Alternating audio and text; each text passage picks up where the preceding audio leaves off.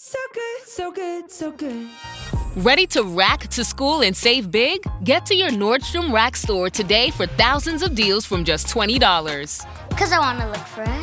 How did I not know Rack has Adidas? I got a new backpack. Score everyone's favorite denim, sneakers, boots, and activewear from Nike, Levi's, Steve Madden, Madewell, and Free People.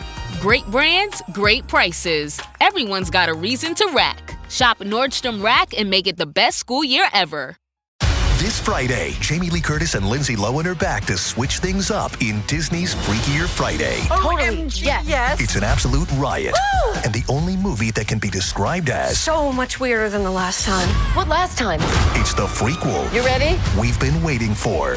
That absolutely slays. What deeply out of touch old person came up with that? You did. Wow. Don't miss the comedy event of the summer for all ages. Disney's Freakier Friday, in theaters this Friday. Get tickets now. Rated PG. Parental guidance suggested.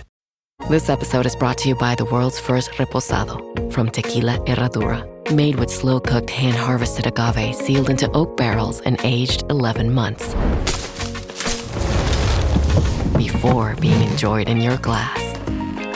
Experience the world's first reposado. Tequila Herradura. Please drink responsibly. Responsibility.org. Tequila Herradura. 40% alcohol by volume. Imported by Brown-Forman, Louisville, Kentucky. Herradura is a registered trademark. Copyright 2025 Brown-Forman Corporation. Pie in the Sky Media.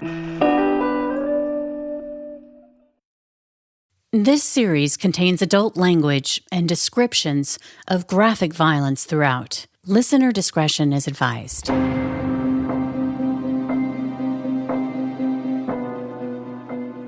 Welcome back to Criminal Mischief with Carolyn and Brandon. You're listening to episode 81, The Socialite. Oh my God. Oh my God. Oh my God. 911, what is the address of the emergency? Help me. Oh my God. Oh. What is the address of the emergency? Oh. 1883 West Buttermilk Road. Is that a house, business, or apartment? It's a house. It's Nancy Pfister's house. My bed. Ma'am, tell me exactly what happened. Oh, okay. My bed had... I got my bed in the closet. He's dead! Who was Nancy Pfister? And why would someone want to murder her?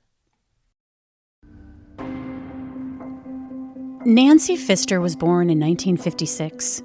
She was the baby of 3 children who were born to Art and Betty Pfister. Now, Art was from Minnesota, and he was drafted into World War II as a fighter pilot. But as it would turn out, Art wouldn't be the only pilot in the family. His future wife, Betty, was a World War II WASP, which is short for Women's Air Force Service Pilot. This was a program where women flew military aircraft during the war. In fact, Betty would receive the Congressional Gold Medal for her service. And she would also be named one of the 100 most influential women in aviation history. But it wasn't their love of flying that brought the couple together. It was skiing in Aspen, Colorado.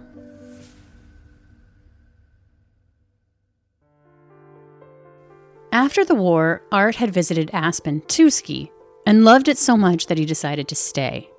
He began building a home on Castle Creek in 1947, and then later that year, he bought the 700-acre Lazy Chair Ranch on Buttermilk Mountain for $30,000.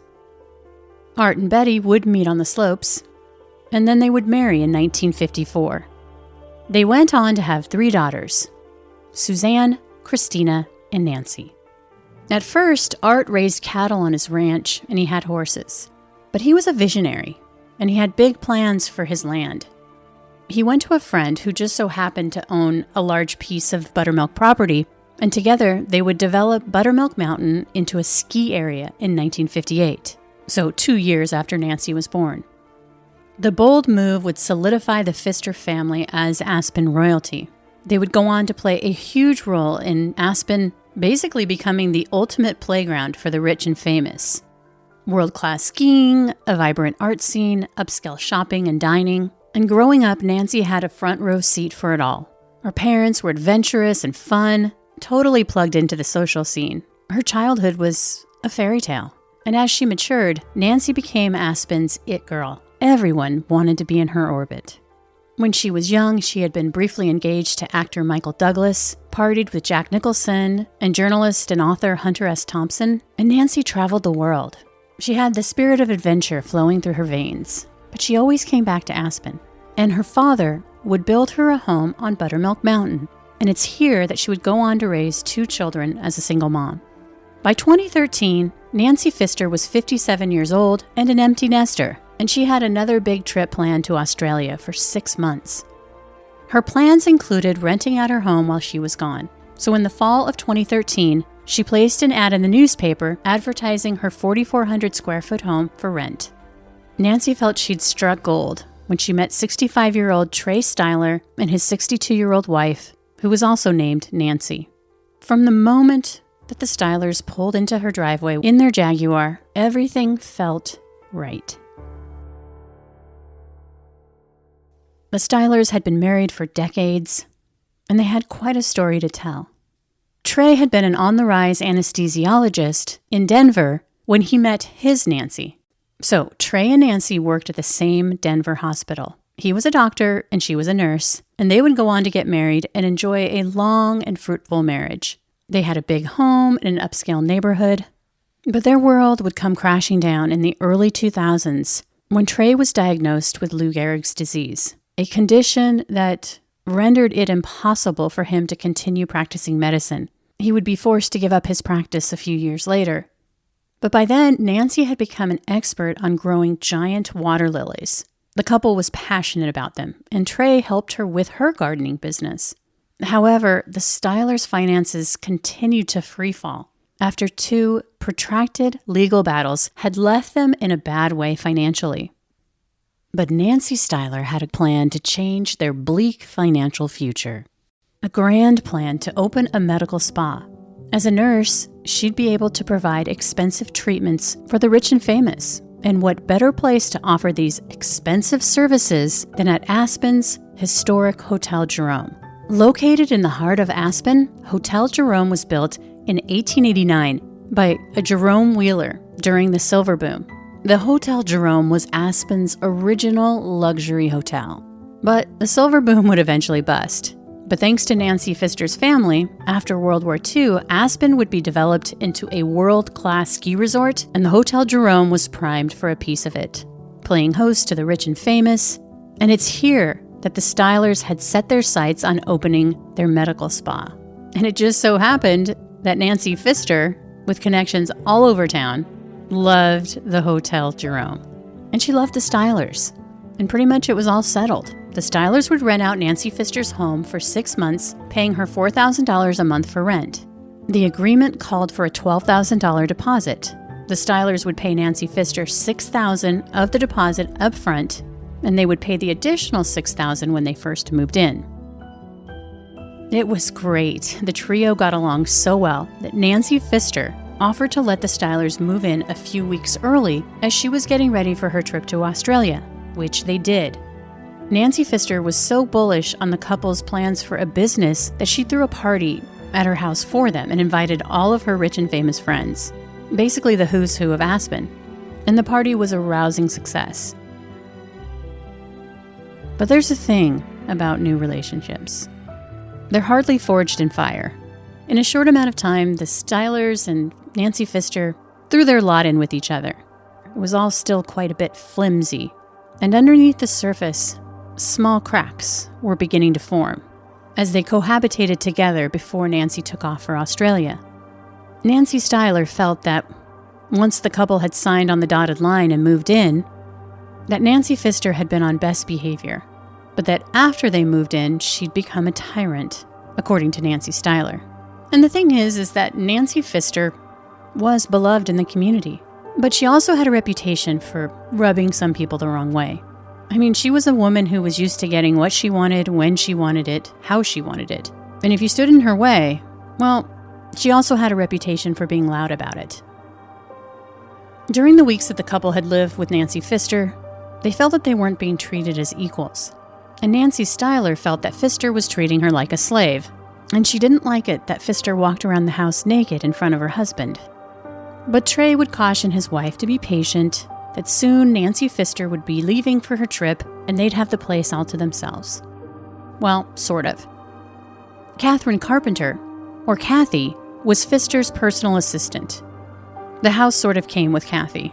She would be around to take care of things. This was a role Kathy had played in Nancy Pfister's life for the past 7 years. Kathy had met Nancy Pfister at the bank where she worked as a teller.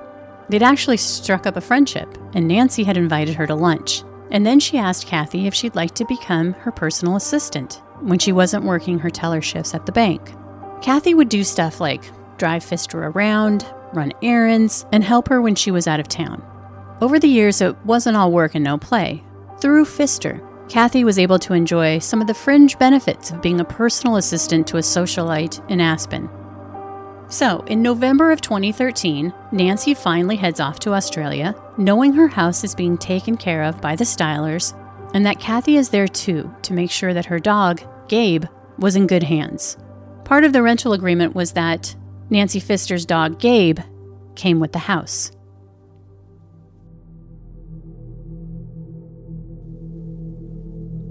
Eight weeks after Nancy Pfister left for Australia, even though she was nearly 9,000 miles away from Aspen, trouble was brewing. Apparently, the Stylers hadn't paid any of the $4,000 a month rent, and they still owed her the other half of the $12,000 deposit.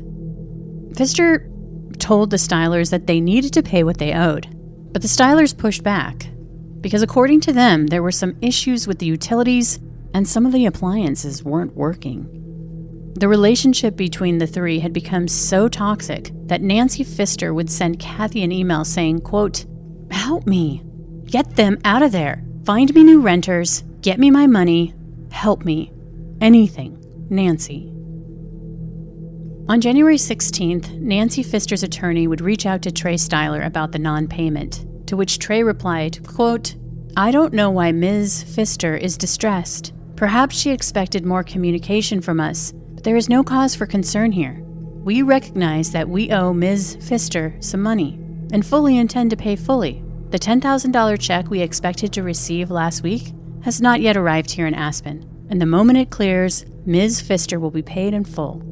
But Ms. Pfister wasn't paid in full, and she was so frustrated and angry, she went on social media to vent her grievances. On January 24th, writing, "Hi everyone. I'm still in Australia, and I'd like to be staying in Australia, but the people that were supposedly taking care of my house are not doing what they said they would do. They're not paying rent, and they haven't paid utilities. I put the rent very low so they would take care of my dog, a beautiful Labradoodle named Gabe.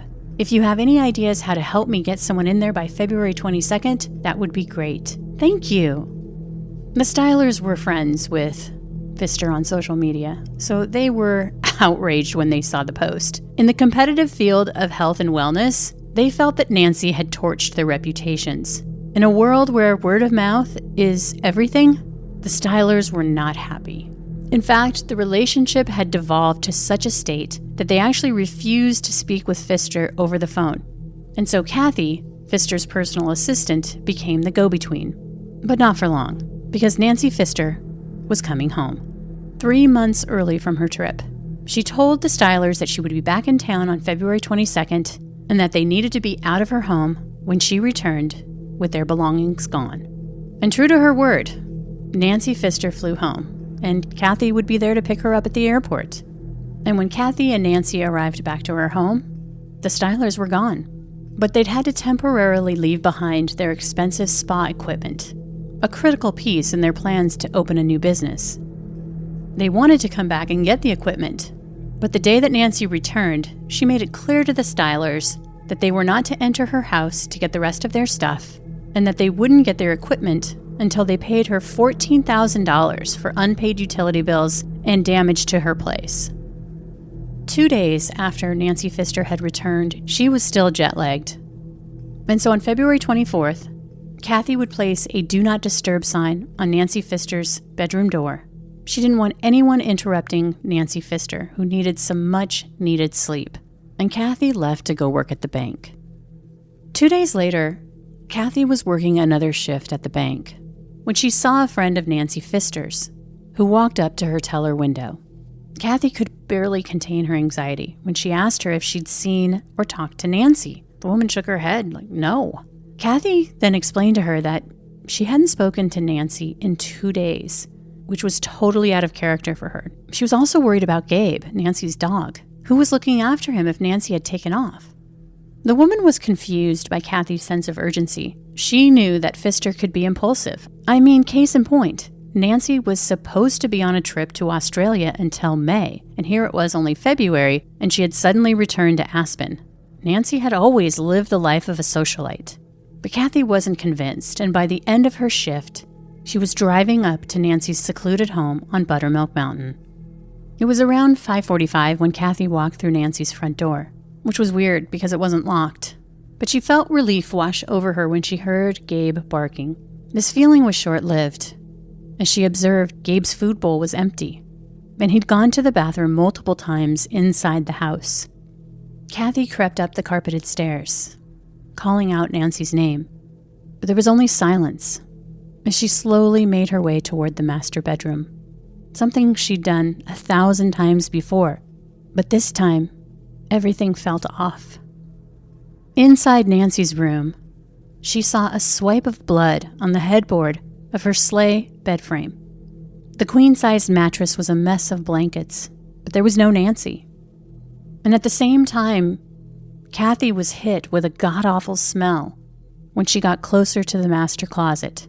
Kathy went to turn the door handle, and it was locked, which was weird, because when she'd left Nancy 2 days before, remember, she was ready to hunker down for a long sleep, Kathy knew that she'd left the key to Nancy's closet inside the lock, and it was gone now. Kathy went to get her spare key, and back at the door, she put the key in the lock and she turned the door handle. When she opened the door, she was hit with an overwhelming stench. Stepping inside, she sees white bed sheets covering a shape on the floor. Shout out to Astapro for sponsoring this episode and providing us with free samples. Okay, so it's springtime. The other day I'm jogging. I love seeing the flowers and the trees starting to bloom. I'm breathing in and out. The fresh air is amazing. And then suddenly, out on the open road, I feel like I'm running through a gauntlet of pollen. You know those little white floaty things? As a lifelong allergy sufferer, I know what inhaling that means. And by the time I'm home, I'm suffering, sneezing, nose running and itchy, and my voice sounds like I'm in a submarine. But hey, I know I won't be miserable for long, because the second I step through the door, I'm grabbing my Astapro and a puff in each nostril. And in no time, I'm back to being me again. The moral of the story here is I'm outside every day, and now that it's springtime, I'm making sure to bring my Astapro along with me, because I don't have time for an allergy attack that's going to take me out for hours. Which is why every time my nasal allergies flare up, I know Astapro has my back and my nose. Astapro is a first-of-its-kind nasal allergy spray. It is the fastest 24-hour over-the-counter allergy spray. It starts working in 30 minutes, while other allergy sprays take hours. Astapro is the first and only 24-hour steroid-free allergy spray. And Astapro delivers full prescription strength, indoor and outdoor allergy relief from nasal congestion, runny and itchy nose, and sneezing.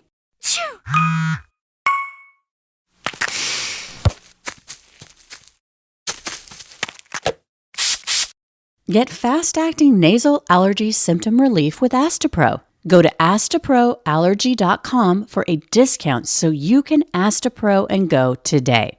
That's ASTEPRO allergy.com.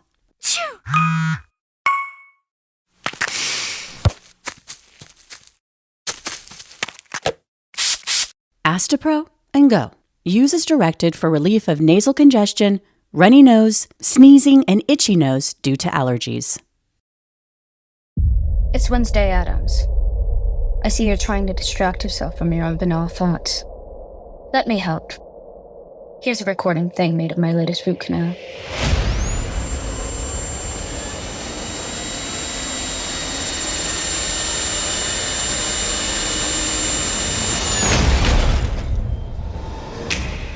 Wednesday, Season 2, begins August 6th, only on Netflix.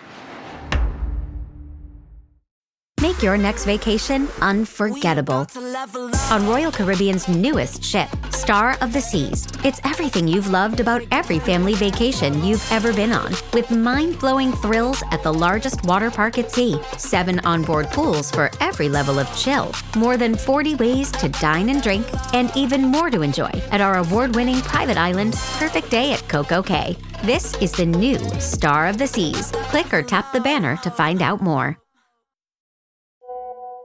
On WhatsApp, no one can see or hear your personal messages.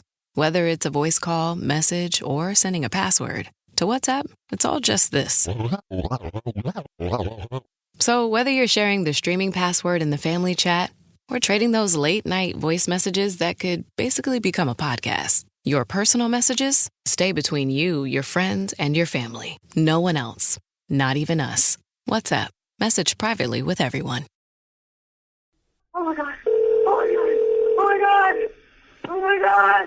911, what is the address of the emergency? Help me. Oh my God. Oh. What is the address of the emergency? 1833 West Buttermilk Road. Is that a house, business, or apartment? It's a house. It's Nancy Pfister's house. My bed. Ma'am, tell me exactly what happened. Oh, okay. My friend had... I got my friend in the closet. Ma'am, tell me exactly what happened. My friend came back from Australia, Nancy Pfister, and she had some people living there. She really pissed them off, and she made threats to them about owing money, and I don't know. I couldn't find her. She didn't call, and these people said the dog had been in the house and she hasn't been around. So I went up there to get the dog, and I was looking for her. I need you to tell me exactly what happened. I can't. My friend is in her closet, yes. In her closet? Yes. Okay, stay on the line with me. We're going to send help that way. Oh,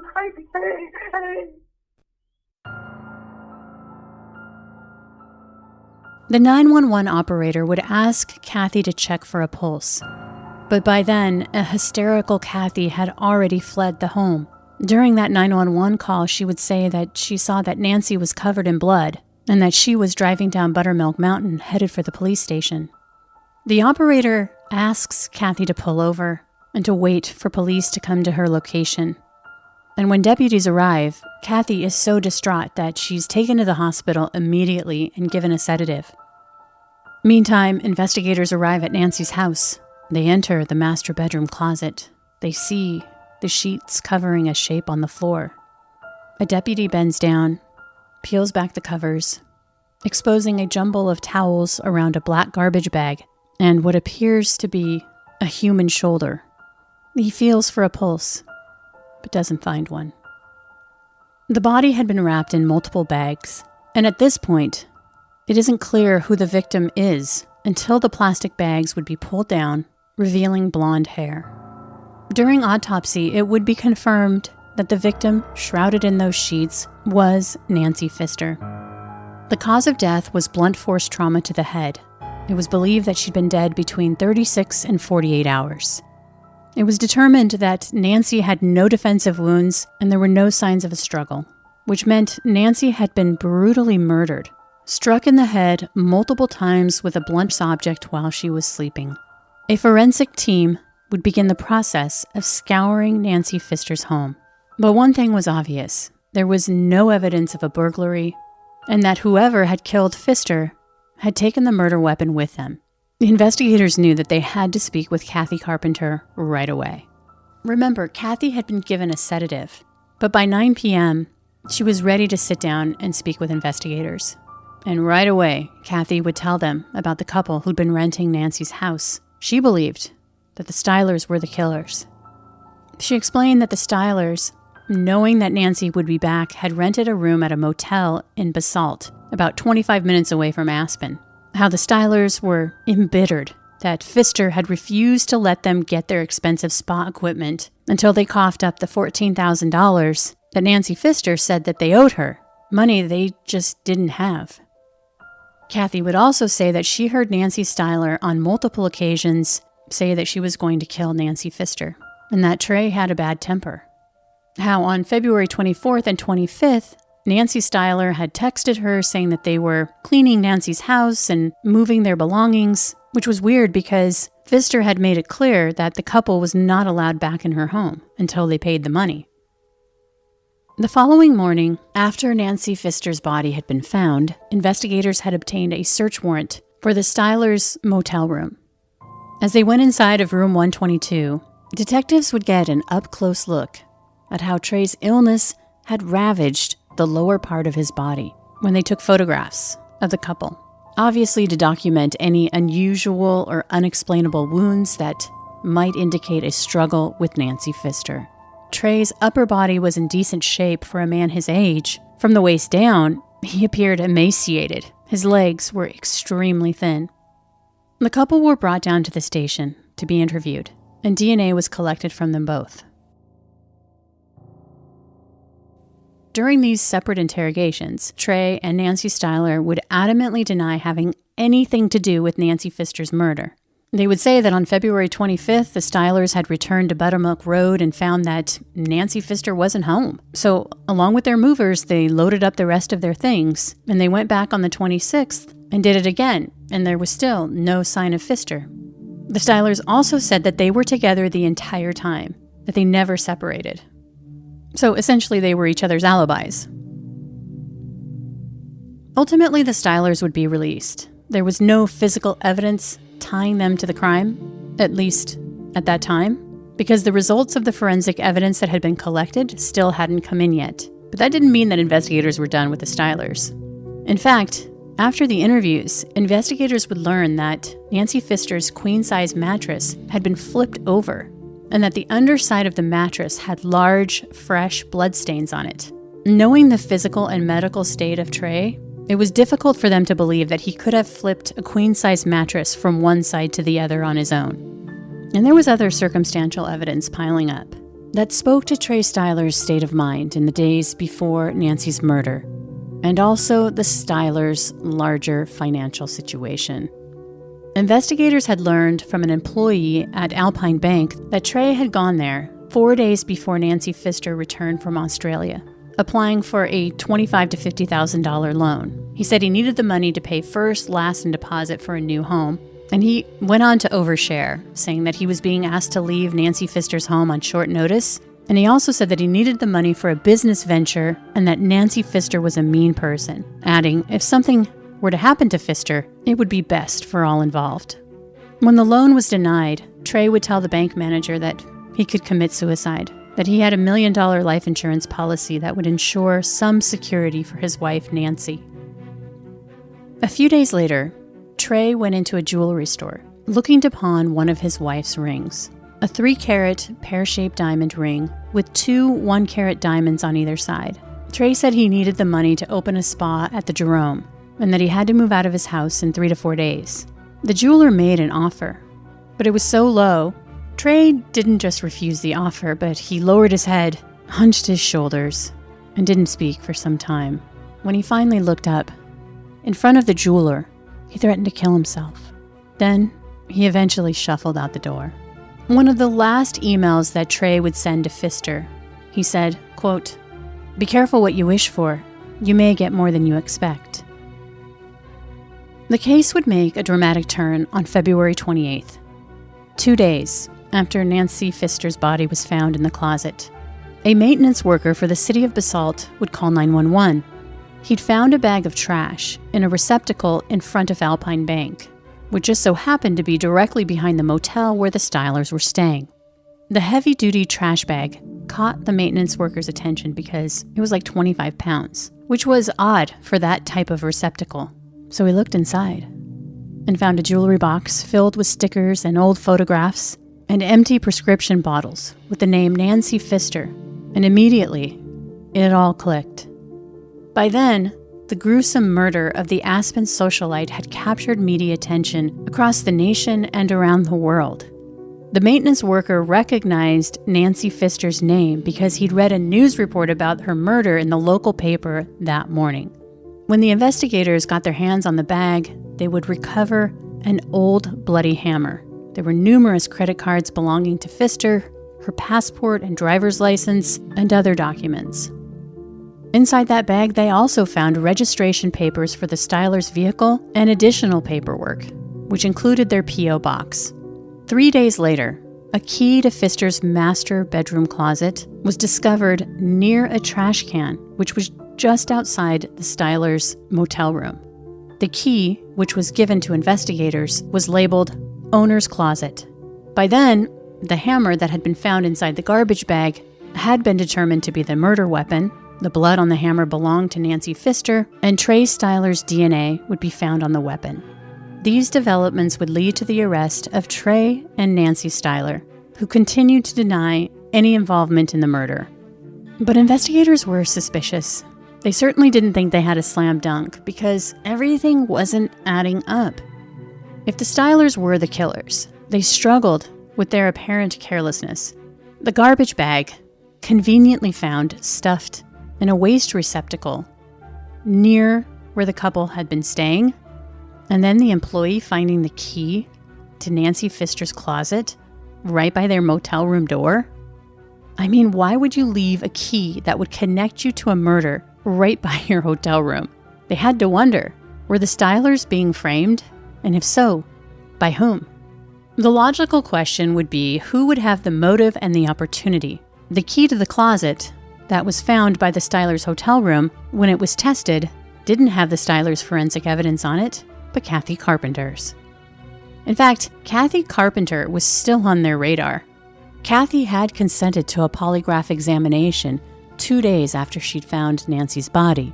Among the questions she was asked, did you cause the death of Nancy Pfister?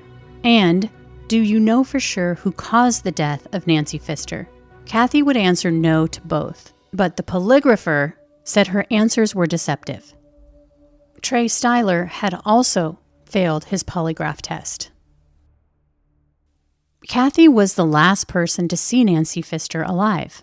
She had pinned a Do Not Disturb sign on Pfister's bedroom door before she left. On the 24th, remember, Nancy was found on the 26th, and her time of death was believed to be 36 to 48 hours before she'd been discovered by Kathy in the closet. And investigators would learn that the day after Pfister's body was found, Kathy went to the bank and took out $6,000 in cash and 2 heirloom rings from Pfister's safety deposit box. Detectives also went back to Nancy's hysterical 911 call. And at one point, Kathy says, "She's dead, full of blood." But how could that be true when compared to what the deputies saw when they arrived at the scene? If you'll recall, a deputy saw a figure beneath a bunch of sheets, and when they bent down and pulled back the cover, the only skin that was visible was a shoulder, no blood. And Nancy's head had been wrapped in 2 garbage bags. You couldn't tell who it was. And when investigators spoke to Nancy's inner circle, they would say that Kathy had appeared less than happy about her working relationship with her boss, who often took her for granted.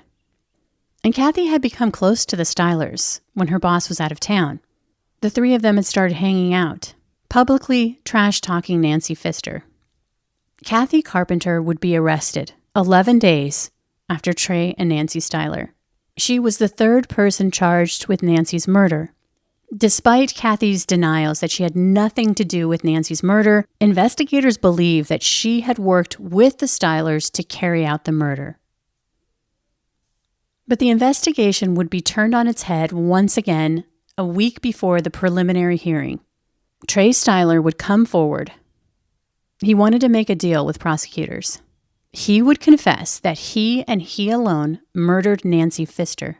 He told them that he snuck out of the motel room the morning of February 25th, that he went to Nancy Pfister's house because he wanted to reason with her. He still had a key, so he unlocked the door, climbed those stairs, went into Nancy Pfister's bedroom, where he sees her lying in bed. She's asleep.